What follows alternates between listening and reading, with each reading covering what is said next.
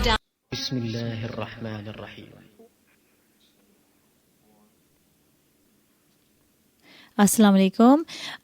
आप सोचते होंगे कि ये तो हमें खुदा हाफिज़ करके चली गई थी लेकिन दोबारा आ गई हैं। मुझे मिसअंडरस्टैंडिंग हुई, मैंने सोचा शायद मेरा टाइम ख़त्म हो गया है तो मैं अभी इजाज़त लूँ, लेकिन अभी देखा तो अभी टाइम ख़त्म नहीं हुआ। देखिए यहाँ से ही पता चलता है कि हम बने ही गलतियाँ करने के लिए हैं, लेकिन अल्लाह जो है वो हमें माफ़ करने वाला है। तो हम जहाँ से हमने हमारे पास कॉलर भी थी एक, तो हम कॉलर से बात करते हैं फिर उसके बाद आगे चलते हैं। हेलो, अस्सलाम वालेकुम। वालेकुम अस्सलाम। ओके, अच्छा मैं आपका तारफ़ करवाऊँ या आप ख़ुद करवाएंगी अपना तारफ़? ये do it. मैं करूं? अच्छा, ये मलाइका बात कर रही हैं, ये हमारी बेटी, और ये अपनी ये आज हमने प्रॉमिस किया था अपनी बेटी को कि आप हमें फ़ोन करेंगी, और आज देखिए ये हमें क्या सुनाती हैं। ठीक है मलाइका, आप क्या सुना रही हैं? Today I'm going to be reading Urdu kind of poem thing and a dua as well. Okay, चले सुनाएं प्लीज़। Okay. ये आसमान किसने बनाया है, ये ज़मीन किसने बनाई है। आसमान को खुदा ने बनाया, ज़मीन को भी खुदा ने बनाया, चांद और सितारे उसने बनाए, पहाड़ों और दरिया भी उसने बनाए। उसने बाग और पेड़ बनाए, बागों में फूल खिलाए, पेड़ों पर फल लगाए। अच्छा, नाम भी रीडिंग द दुआ। इतनी सारी चीज़ें अल्लाह ने हमारे लिए बनाई, माशाल्लाह। अच्छा चलें आप दुआ भी सुनाएं। ए अल्लाह तू प्यारा सबका, प्यारा सबका सहारा सबका, जिनका मालिक रात का मालिक, दुनिया की हर बात का मालिक, तू ही मीना बरसाने वाला, खूब अनाज उगाने वाला, सूरज चांद सितारे तेरे बंदे हैं हम सारे तेरे। हम सबको तूने एक बना दे, सबके दिल को एक बना दे। ए अल्लाह तू प्यारा सबका, प्यारा सबका सहारा सबका। जज़ाकल्लाह, वेरी नाइस, माशाल्लाह, ब्यूटीफुल मलाइका। आपका बहुत बहुत शुक्रिया जो आपने मम्मी से प्रॉमिस किया और आपने फ़ोन भी कर दिया। तो मैं बाकी भी सबको कहूँगी कि आप अपने बच्चों को इनकरेज करें, और यूसुफ भाई का भी एक प्रोग्राम होता है बच्चों के लिए, तो उसमें भी पार्टिसिपेट करें, हमारे प्रोग्राम में भी आएँ, और भी बहुत अच्छे अच्छे प्रोग्राम होते हैं उनमें भी आप लोग शरीक हों। एंड जज़ाकल्लाह खैर मलाइका, और थैंक यू आपका फ़ोन करने का। ओके, अस्सलाम वालेकुम। वालेकुम अस्सलाम। अच्छा चलें आगे बढ़ते हैं हम अपनी बात से कि कहते हैं कि इतना हमें कुरान पाक को वो मैंने आपसे जो बात शेयर की थी कि हमें इजिप्ट गई और इस तरह का मैंने माहौल देखा वहाँ पे, तो हमें भी अपने घरों में अल्लाह इसी तरह का तौफीक दे कि हम अपना माहौल बनाएं।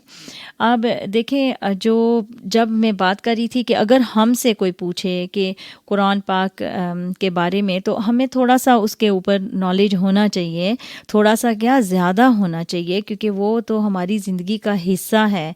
और जो सूरा फातिहा है, जैसे फ़र्ज़ करो अभी सूरा फातिहा है, आपको मैं थोड़ा सा बैकग्राउंड शेयर करूंगी आपके साथ जो मैंने स्टडी किया है, ताकि थोड़ा सा मेरी भी नॉलेज में दोबारा वो रिवीजन है और आपको भी थोड़ी समझ में आए। और अगर मैं कहीं गलत हुई तो कोई भी उसको करेक्ट करना चाहता है तो ज़रूर प्लीज़ फ़ोन करके और उसको करेक्ट कर दें, क्योंकि ये हम आम सी बात नहीं कर रहे, कुरान पाक की बात कर रहे हैं, और इसमें गलतियाँ होनी नहीं चाहिए, और गलतियाँ नहीं मतलब होनी चाहिए। अच्छा, सूरा फातिहा जो है ये 5वें नंबर पर उतरी, लेकिन इसको पहले नंबर पर रखा, ये किसने किया? ये याद रखिए कि सिर्फ़ किताब जो है ये कुरान पाक, ये सिर्फ़ उतारी ही नहीं गई, इसकी जो तरतीब भी है वो भी कुरान पाक की जो ترتیب ہے وہ بھی اللہ کی ہی طرف سے ہے. جبریل امین جو ہیں ان کے ذریعے آپ صلی اللہ علیہ وسلم کو یہ دی گئی ہے. اب جو حضرت ابو بکر رضی اللہ عنہ نے قرآن پاک کو جلد میں ڈالا، انہوں نے جیسے ہے اس کو جلد میں ڈالا ہے، اور آپ نے مطلب صلی اللہ علیہ وسلم کے حکم کے ساتھ جو ہے نا یہ ڈالا ہے. لیکن آپ کی یہاں سے دنیا سے جانے کی تشریف لے کے جانے کے بعد یہ قرآن پاک جو ہے یہ جلد میں ڈالا گیا تھا. تو کہتے ہیں کہ یہ 632 میں جو ہے قرآن کو تکمیل ہوئی جب آپ دنیا سے تشریف لے گئے، تو اس وقت قرآن پاک ایک جلد میں ڈالا گیا. تو کہتے ہیں کہ مشہور صحابی زید بن ثابت یہ انصاری تھے اور قرآن کے مکمل حافظ تھے. جب جلد میں ڈالنے سے پہلے انہوں نے جن لوگوں نے میمورائز کیا ہوا تھا، زبانی یاد کیا تھا، ان سے سنا اور جو لکھا ہوا تھا اس کو بھی دیکھا، تو دونوں چیزوں سے چیک کر کے پھر اس کو جو ہے وہ اس کو جلد میں ڈالا گیا. اور اس کے علاوہ کہتے ہیں کہ جب یہ قرآن پاک حضرت عثمان رضی اللہ عنہ جو ہیں انہوں نے کہتے ہیں کہ انہوں نے کاپیز جو ہیں بڑے بڑے شہروں میں جا کے بھجوائیں، اور شروع میں زبر زیر نہیں تھی، بہت سمپل سا لکھا ہوا تھا جیسے. تو کہتے ہیں حجاج بن یوسف نے پھر یہ لگوائی تھی. پھر اس کے بعد لکھنے کے اس کے انداز کو بھی امپروو کیا گیا.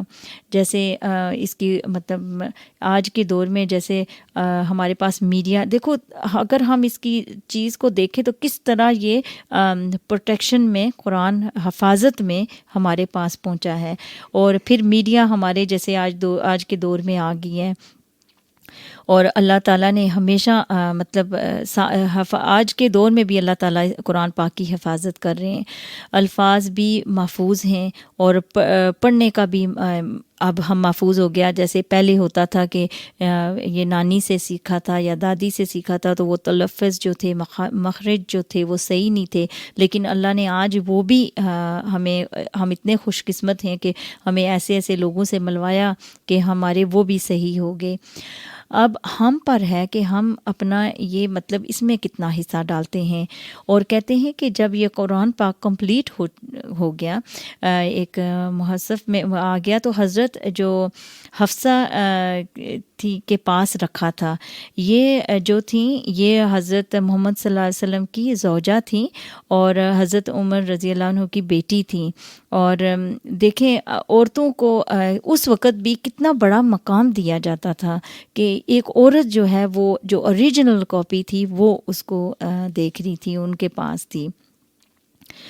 اب دیکھیے یہ سب نے حصہ ڈالا، سب نے اپنا اپنا حصہ ڈال دیا. جبریل علیہ السلام نے حصہ ڈالا، آپ صلی اللہ علیہ وسلم نے حصہ ڈالا، صحابہ کرام نے لکھا، ابو بکر رضی اللہ عنہ نے اپنا حصہ ڈالا، زید بن ثابت نے اس کو محفوظ کیا. جیسے پھر حضرت عثمان رضی اللہ عنہ نے اس کو لوگوں تک پہنچایا اور پھیلایا. حجاج بن یوسف نے زبر زیر لگوائی. کہتے ہیں ابن مقلہ نے اس کو خوبصورت لکھنے کا طریقہ ایجاد کیا اور اس کے بعد فن قرات ایجاد ہوا. تو بالکل اسی طرح وہاں تک لے کے گئے، اسی طرح کوشش کی کہ جیسے یہ اترا اور اسی طرح یہ محفوظ رہے. تو اب کہتے ہیں کہ مدینہ منورہ میں مجمل فہاد ہے، اس نے دنیا بھر میں جیسے ایک مطلب قاریز اور اسکالرز اور ان کے سنے اور ایک آیت کو ایسا رکھا کہ اگر آپ قرآن کوئی دیکھیں جس پہ ترجمہ نہیں ہوتا، جیسے صرف قرآن لکھا ہوا ہے، بڑا قرآن دیکھیں چھوٹا دیکھیں تو آپ صرف صفحے سے ہی اس صفحے پہ پہنچ سکتے ہیں. جیسے اگر کوئی کہے میں 562 پہ ہوں تو دوسرا بڑا ہے قرآن اور وہ 562 کھولے تو اس میں وہی آیتیں لکھی ہوں گی، آیا بایا انہوں نے اس کو وہ کر دیا. اب ہمیں دیکھنا ہے کہ ہم جو ہیں اپنا حصہ کیا ڈال رہے ہیں.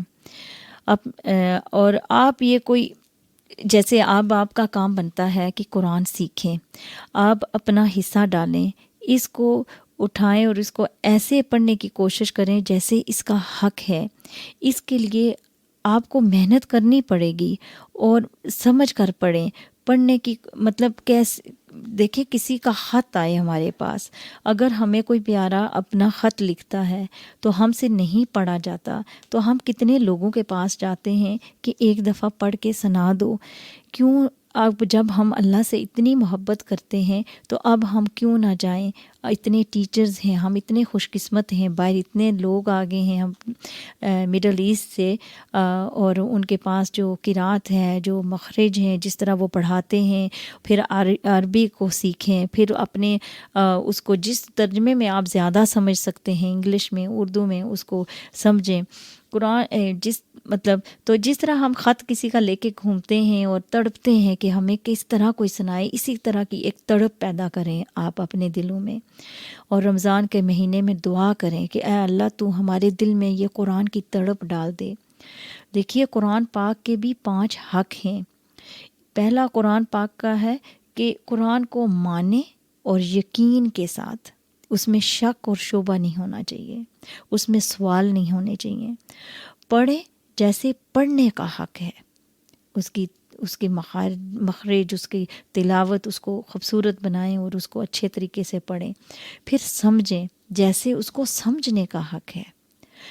پھر اس کے اوپر عمل کریں جیسے عمل کرنے کا حق ہے. پھر اسے دوسروں تک پہنچائیں. یہ ہم حضرت محمد صلی اللہ علیہ وسلم کی امت ہیں اور ہم پہ یہ باتیں، یہ کام ہے ہمارا کہ دوسروں تک اپنے اس دین کو پہنچانا. اب ہم قرآن سے ہی کچھ آیتیں دیکھتے ہیں. قرآن میں اللہ لکھتے ہیں وَنَزَّلْنَا عَلَيْكَ الْكِتَابَ تِبْيَانًا لِكُلِّ شَيْءٍ، اور ہم نے آپ پر وہ عظیم کتاب نازل فرمائی ہے جو ہر چیز کو صاف صاف وضاحت کرنے والی ہے. اس میں قانون، سیاست، معاشیات، معاشرہ، اخلاق، بین الاقوامی تعلقات، مطلب ہر وہ علم جس کا تعلق انسانی زندگی کے ساتھ ہے، ان سب کو قرآن پاک میں بیان کر دیا.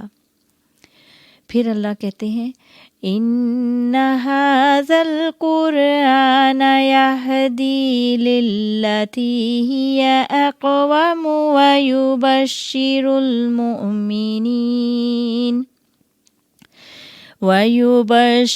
الْمُؤْمِنِينَ الَّذِينَ يَعْمَلُونَ الصَّالِحَاتِ أَنَّ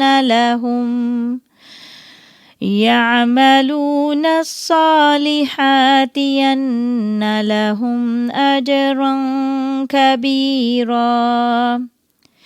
یقیناً یہ قرآن وہ راستہ دکھاتا ہے جو بہت ہی سیدھا ہے، اور ایمان والوں کو جو نیک اعمال کرتے ہیں اس بات کی خوشخبری دیتا ہے کہ ان کے لیے بڑا اجر ہے. جو انسان اس کتاب کو دل سے قبول کر کے سچائی سے عمل کرتا ہے انہیں یہ خوشخبری سناتی ہے. دیکھیے ہم اگر اس کتاب کو دل سے مانتے ہیں، یقین رکھتے ہیں، پورا حق ادا دیتے ہیں، کرتے ہیں اس کا، تو یہ باتیں جو ہیں، یہ اللہ جو ہمیں قرآن پاک میں بیان کر رہے ہیں، یہ ہمارے لیے خوشخبری ہیں کہ ہمیں اللہ بتا رہے ہیں کہ تمہارا کوئی بھی عمل ضائع نہیں ہوگا اور کوئی بھی محنت رہے گا نہیں ہوگی، بلکہ تمہیں عظیم صلہ ملے گا. شَخَّرَ لَكُم مَّا فِي السَّمَاوَاتِ وَمَا فِي الْأَرْضِ. کیا تم لوگ نہیں دیکھتے کہ اللہ نے زمین اور آسمان کی ساری چیزیں تمہارے لیے مسخر کر رکھی ہیں؟ دیکھیے کائنات کی ہر چیز کو انسان کے تابع فرمان بنا دیا گیا ہے. اب اسے کام میں لانا انسان کا اپنا کام ہے، اور کائنات کی چیزوں سے انسان فائدہ تب بھی اٹھا سکتا ہے جب انسان غور و فکر اور عقل کو استعمال کرے۔ دیکھیے اللہ نے ہمیں رات دی کس لیے کہ ہم آرام کریں، اللہ نے ہمیں دن دیا کس لیے کہ ہم کام کریں، اللہ نے ہمیں بہت ساری نعمتیں دی ہیں جن کو ہم مس یوز کرتے ہیں۔ ہمارے پاس اولاد ہے، ہمارے پاس وقت نہیں ہے اس کو دینے کا، ہمارے پاس کام آتا ہے، دولت آتی ہے، گھر آتے ہیں، ہم ایسے گھمنڈ میں آ جاتے ہیں کہ ہمیں ہر دوسرا انسان چھوٹا لگنا شروع ہو جاتا ہے۔ تو ہمیں اپنے آپ پر ہر وقت جائزہ لینا ہے۔ ہم یہ جو باتیں سیکھ رہے ہیں، سن رہے ہیں، ان کو ہمیں دوسروں پہ نہیں دیکھنا کہ دوسروں کی بات جو ہے کیسی ہے۔ تو آپ جو ہیں آپ نے ایسے کرنا ہے کہ اپنے آپ کو ہم نے چیک کرنا ہے کہ ہمارے اندر کیا ہے۔ دیکھیں یہ مہینہ ایسا ہے کہ ہم اپنی روح کی صفائی کریں، اپنی نفس کی صفائی کریں۔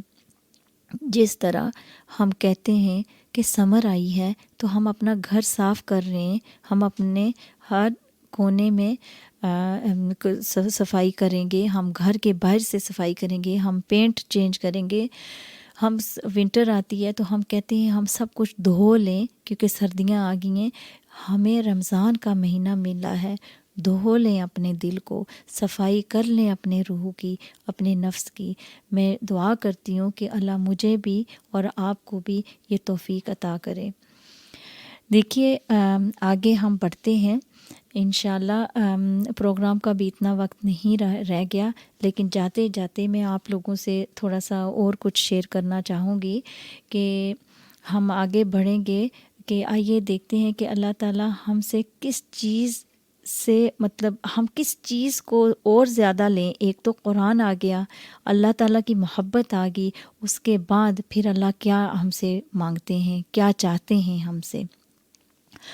قُلْ إِن كُنتُمْ تُحِبُّونَ اللَّهَ فَاتَّبِعُونِي يُحْبِبْكُمُ اللَّهُ وَيَغْفِرْ لَكُمْ ذُنُوبَكُمْ وَاللَّهُ غَفُورٌ رَحِيمٌ۔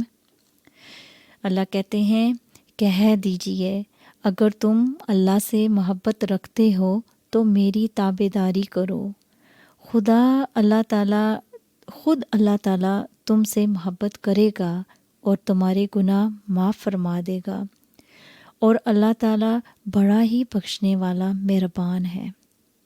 اس آیات سے پتہ چلتا ہے کہ اتباع محمد صلی اللہ علیہ وسلم کے ذریعے یہ مقصد حاصل ہو سکتا ہے، یعنی اتباع رسول اللہ صلی اللہ علیہ وسلم کی وجہ سے ہمارے تو اللہ کہتے ہیں تمہارے گناہ ہی معاف نہیں ہوں گے بلکہ تم محبوب بن جاؤ گے۔ اور یہ کتنا اونچا مقام ہے کہ بارگاہ الہی نے انسان کو محبوبیت کا مقام مل جائے۔ آپ صلی اللہ علیہ وسلم کی سنت پر چلنا ضروری ہے، ان کے بتائے ہوئے طریقے پر چلنا ضروری ہے۔ اگر ہم ایسے نہیں کرتے تو پھر ہمارا دعویٰ جھوٹا ہے۔ اس کا مطلب یہ بھی کہ کوئی ایسی چیز نہیں جو اللہ تعالیٰ کو محبوب ہو اور آپ صلی اللہ علیہ وسلم نے بتایا نہ ہو۔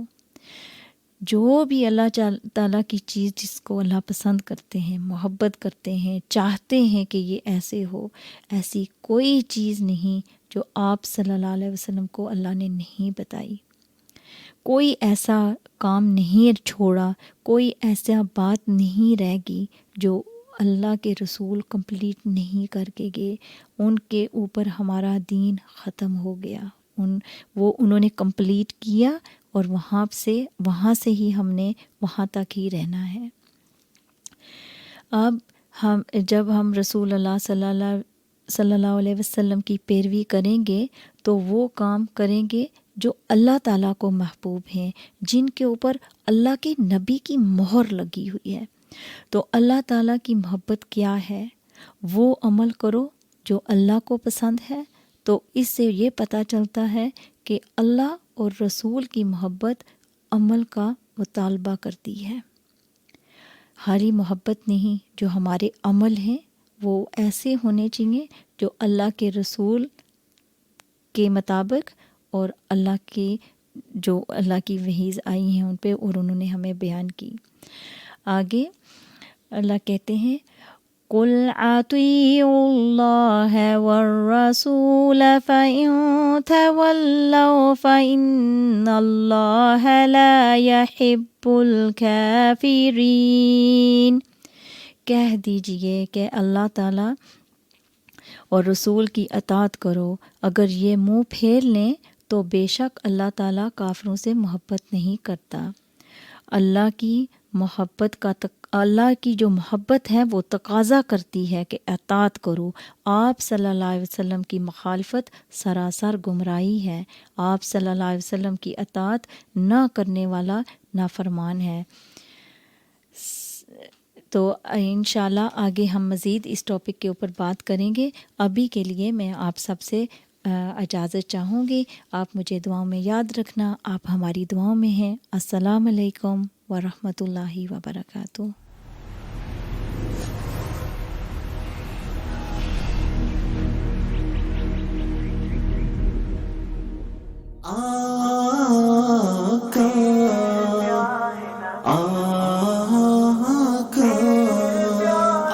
میرے پیارے نبی، میرے پیارے نبی، ہے ناز مجھ کو ہے خوش نصیبی کہ امتی ہوں میں مصطفیٰ کا، غلام و دائی جہاں میں ان کا، بنا میں فضل و کرم خدا کا.